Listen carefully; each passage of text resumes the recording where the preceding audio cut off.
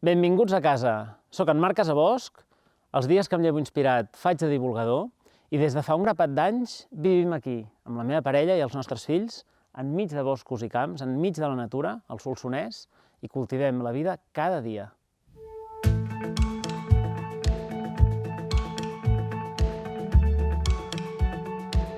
Avui et parlo de vegetals, però no dels que cultivem, sinó d'espontanis. Plantes silvestres que surten sense permís, sense el nostre consentiment, i que moltes d'elles fins i tot les considerem inoportunes o hi ha qui les anomena amb un mal nom, de males herbes, quan en realitat moltes d'elles són comestibles. És important aprendre a reconèixer-les, d'alguna manera integrar-les dins el que seria el disseny i el dia a dia del manteniment de l'hort-jardí, que m'agrada dir a mi, i, a més, una cosa que per mi és molt important, ens ajuden a complementar l'assortiment de vegetals del rebost durant tot l'any.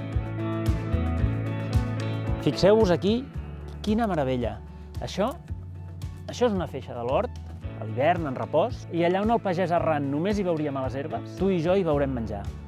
Aquí, només amb aquesta part de la feixa, hi ha 4 plantes silvestres comestibles. D'una banda l'ortiga, que és de la que parlarem, però també hi ha borrissol, que surt per aquí enmig de l'ortiga, que fa un tapís molt bonic, que també es pot menjar amb amanides.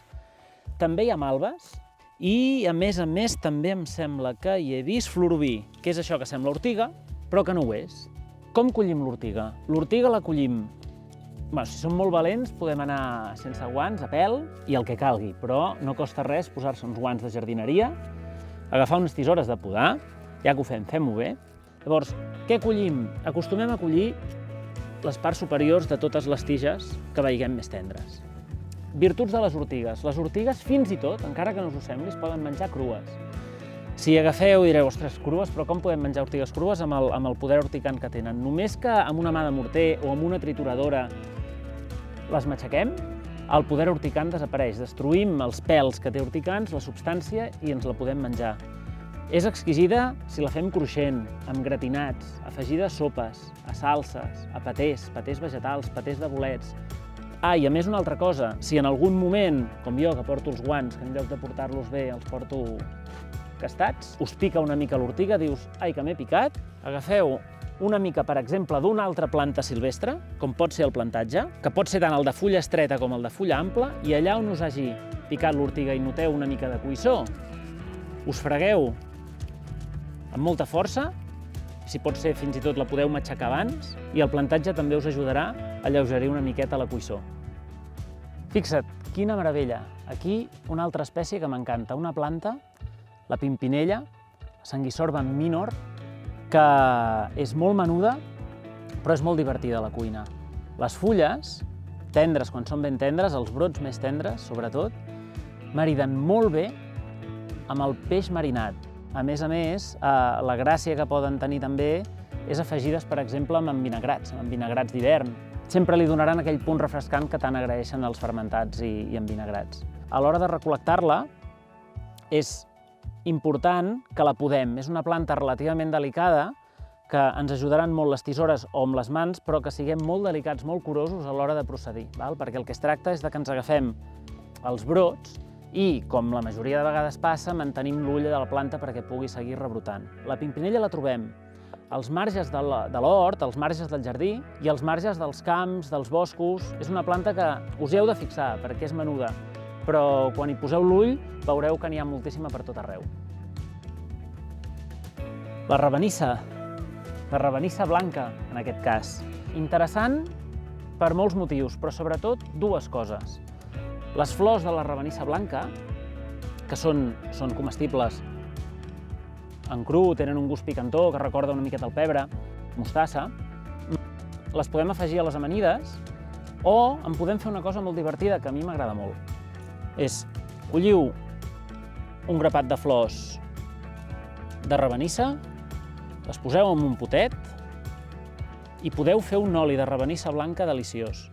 És un oli que amb les flors i tot, oli i flors, després us ho podeu menjar tot junt i per amanir, per exemple, plats de peix, queda exquisit. Agafeu oli, ompliu el potet, tapeu i esperem 15, 20 dies, 25 dies i a partir d'aquell moment ja podeu anar fent servir aquest oli de ravenissa, que és una meravella. D'altra banda, aquestes llavors, aquestes petites llavors que fa per sota la flor a la tija, si les matxuqueu ben finetes, amb oli, podeu fer una mena d'allioli, com una salsa, que sembla pràcticament mostassa.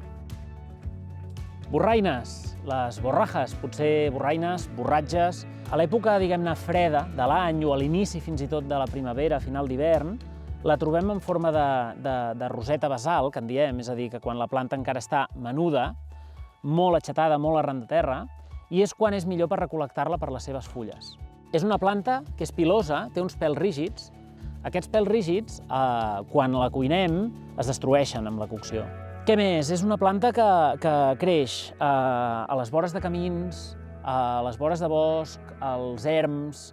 La trobem una mica per tot arreu, sobretot al litoral, prelitoral i en zones d'interior relativament poc fredes. A la cuina és una planta que agrada normalment a tota la família, a les criatures també, perquè té un gust molt, molt suau. Una manera d'assaborir les fulles, que a mi m'agrada molt i acostuma a agradar molt, és agafar la fulla sencera i fer un arrebossat lleuger, el que seria, per exemple, una tempura. Aigua, farina d'arròs, qui la vulgui bombollada amb una mica de cervesa. A casa ens agrada molt fet com un aperitiu salat, amb espècies, amb una mica de sal, per exemple, sal de romaní, sal de sajolida, sal de farigola, i queda una tèmpora exquisida. Perquè us en feu la idea, aquí tindríem la fulla verda, tendra, i aquí la tindríem ja quan tenim la tempura feta, boníssima, a punt per assaborir.